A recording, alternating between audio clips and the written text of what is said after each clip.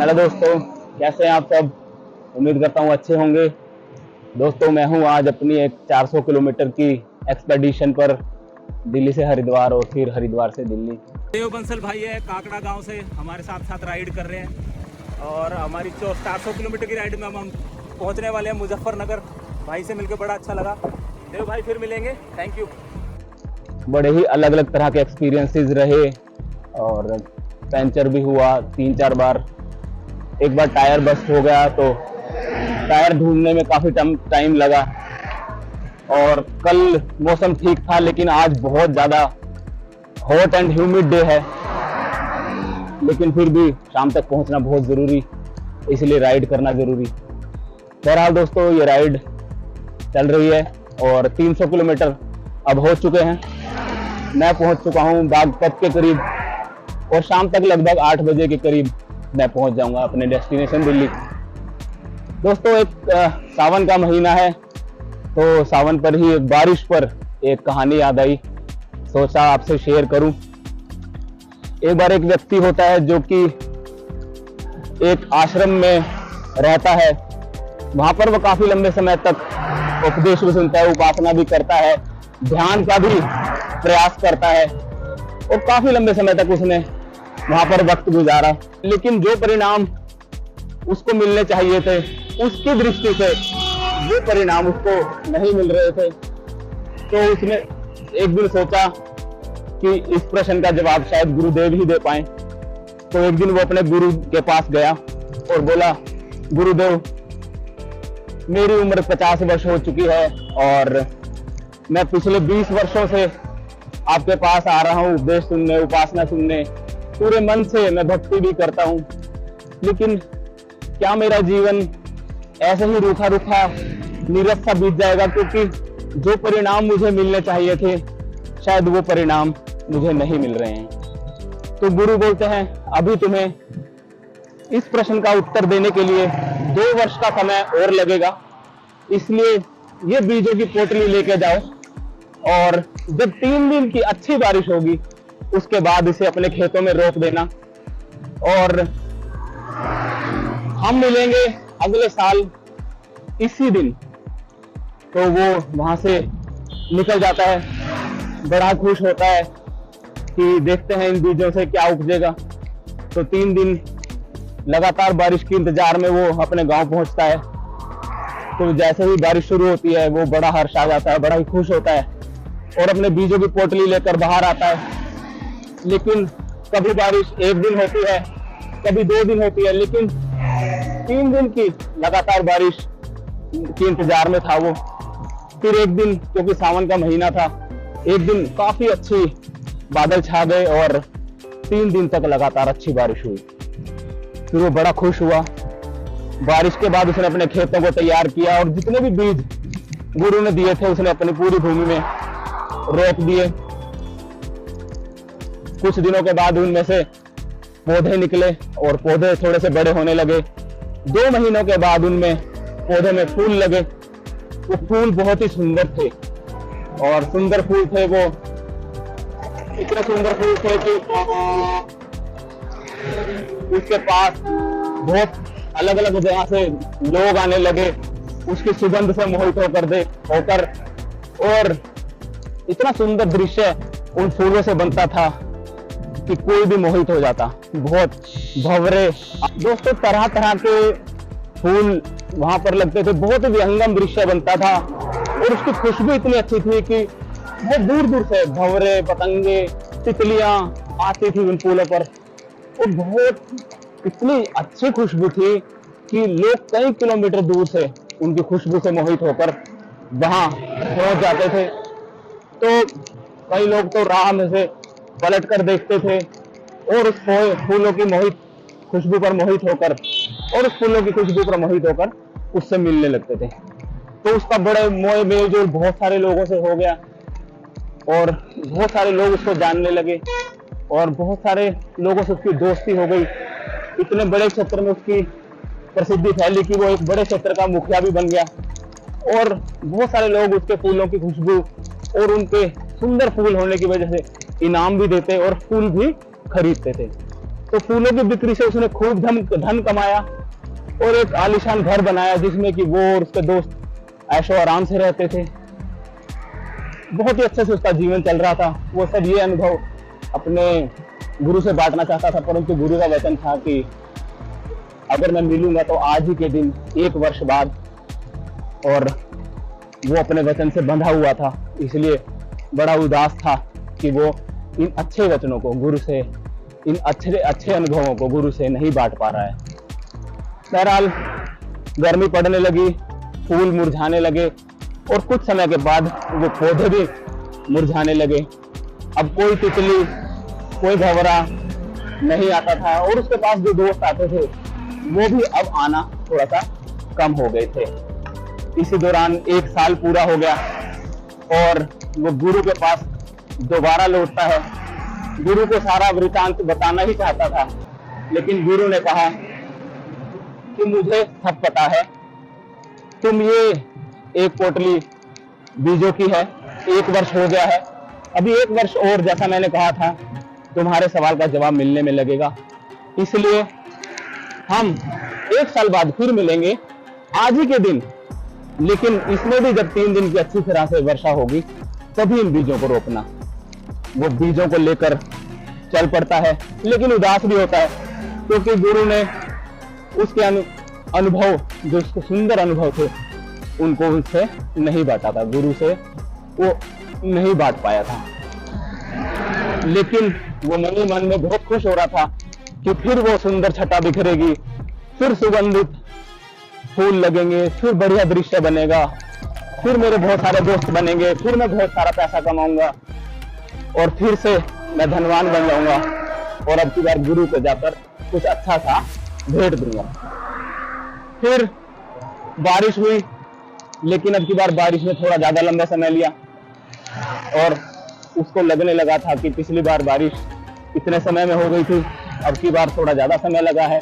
वो अनुमान भी लगाने लगा था, लेकिन खुश भी होता था कि पिछली बार की तरह बहुत अच्छा सीन बनने वाला है, अच्छा दृश्य बनने वाला है। फिर बारिश हुई 1 दिन, फिर वो बीजों को लेकर तैयार हो जाता था, लेकिन 2 दिन बारिश हुई, लेकिन फिर काले बादल छाए और फिर काली घटा छाई और 3 दिन की बहुत अच्छी, बहुत तेज वर्षा हुई। वो खेतों को तैयार करता है, अपने बीजों को रोप देता है और बीजों को रोपने के बाद इंतजार करता है पौधे निकलने की। फिर 2 महीने के बाद पौधे निकलते हैं। वो देखकर खुश होता है कि पौधे निकलने लगे हैं, पौधे बड़े होते हैं और 2 महीने के बाद उन पौधों पर अब की बार फल निकलने लगते हैं और फल के रूप में अब की बार निकली तो हरी मिर्च। वो देखकर हैरान था कि गुरु मुझे क्या समझाना चाहते हैं। वो हरी मिर्चें लाल होने लगी और लाल होकर वो मिर्चें पकने लगी, पककर वो वहीं गिर गई खेत में और खेत में गर्मी के कारण वो मिर्चें फटने लगी। अब जो दोस्त उसके आते थे वही दोस्त उसको बुरा भला कहने लगे, क्योंकि गर्मी में वो मिर्चें लोगों के आंख और गले जला रही थी। जो लोग उसकी तारीफ करते थे वही उसको भला बुरा कहने लगे कि अब की बार इस मूर्ख ने क्या किया है, ये मिर्चें लगा दी। और तेज हवा में उन मिर्चों की जो कड़वाहट थी वो बहुत दूर दूर तक फैली। अब की बार उसका कोई दोस्त नहीं आया, कोई तितली नहीं आई, कोई भंवरा नहीं आया। तेज हवाओं में उसको खुद की भी जान बचाना मुश्किल हो गया था और वो भी बड़ा मुश्किल में समय बिता रहा था, क्योंकि तेज हवा में लोगों के कांख और गले जल रहे थे। बहरहाल उसने किसी तरह से वक्त निकाला। वक्त निकालने बड़ा ही सख्त समय था और सख्त समय था। उसके बाद वो समय आया जब से 2 वर्ष पूरे हो गए और गुरु से मिलने पहुंचा। वो अपने गुरु से मिलता है और गुरु से कुछ बताने लगता है। गुरु फिर बोलते हैं, मुझे सब पता है, तुम्हारे साथ पिछले साल जो हुआ और इस साल जो हुआ और इन दोनों सालों में जो तुम्हारे साथ हुआ, मैं जानता हूं तुम्हारे साथ क्या हुआ। मुझे कुछ प्रश्नों का जवाब दो। क्या तुम्हें पता है तुम कौन हो? क्या तुम्हें पता है तुम्हारा नाम क्या है? वो बोलता है, नहीं गुरुदेव, मुझे नहीं पता मैं कौन हूँ।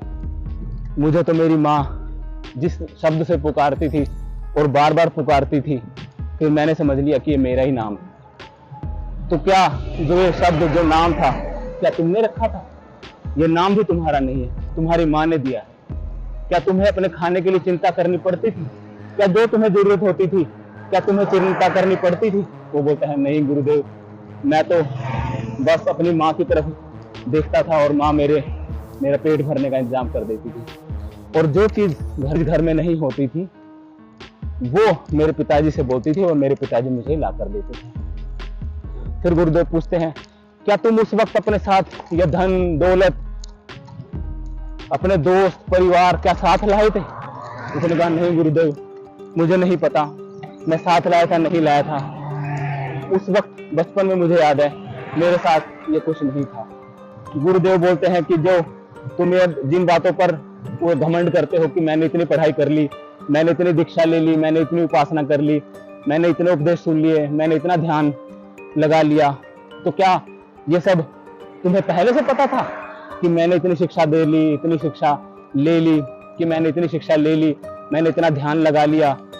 जब तुम्हें अपने खाने का नहीं पता था, और वो तब भी होता था जब तुम्हें अपनी शिक्षा का नहीं पता था, तो तुम्हारे माँ बाप ने तुम्हें पढ़ाया।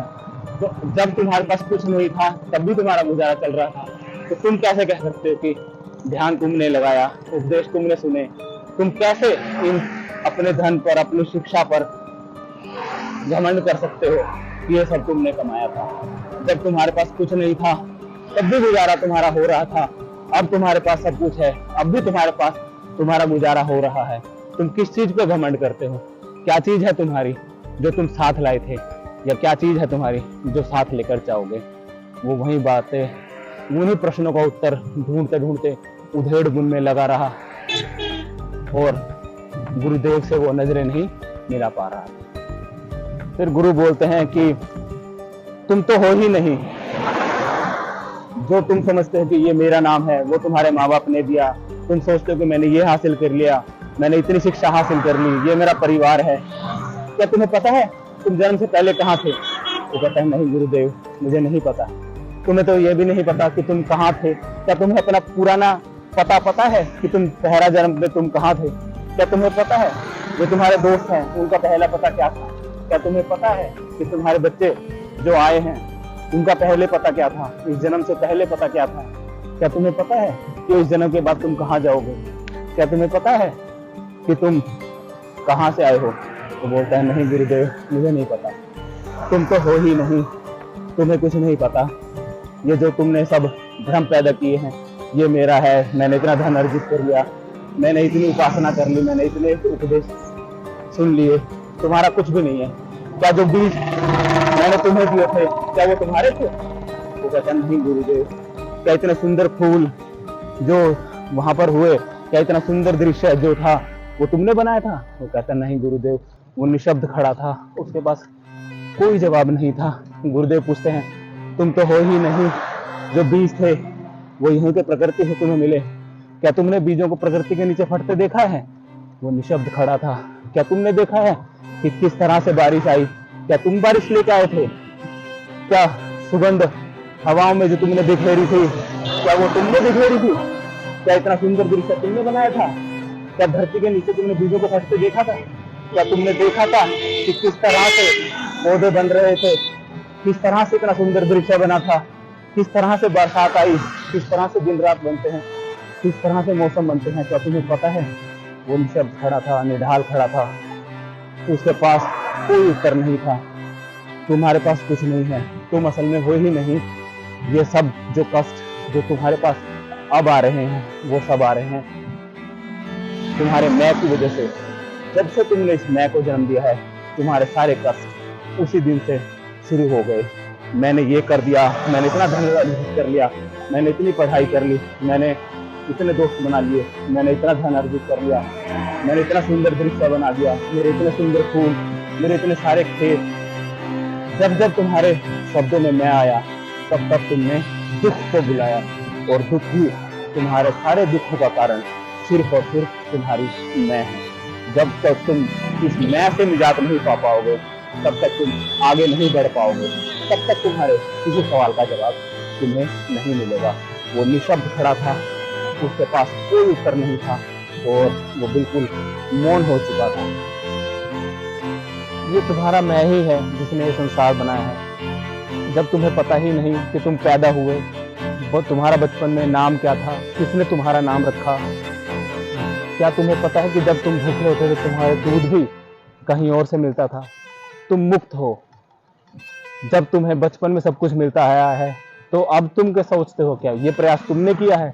अपने परिवार को तुम पाल रहे हो, ये धन तुम्हारे प्रयास से आया है, ये शिक्षा तुमने ग्रहण की है, तुमने 20 साल लगा दिए, तुम तो हो ही नहीं। ये जो तुम्हारा मैं है, इसी ने सारा संसार बनाया है। तुम मुक्त हो। जब तक ये तुम्हारा मैं तुमसे दूर नहीं होगा तब तक तुम कुछ नहीं कर सकते। अब उसके पास ये भी उत्तर नहीं था कि उसने 20 साल से प्रयास किया है, 20 साल उसने उपदेश सुने और 20 साल से ही उसने यहाँ पर भक्ति की थी। तो गुरु बोलते हैं जब तक तुम मैं से जुड़े रहोगे तब तक सारे दुखों से जुड़े रहोगे। ये मैं ही तुम्हारे दुखों का सारा कारण है। अपने आप को भगवान के चरणों में सौंप दीजिए, अपने कर्म करते रहिए और आगे बढ़िए। थैंक यू दोस्तों, आशा करता हूँ ये कहानी आपको अच्छी लगी होगी। 400 किलोमीटर की राइड हमारी कंप्लीट हो गई है। Thank you, bless my ride.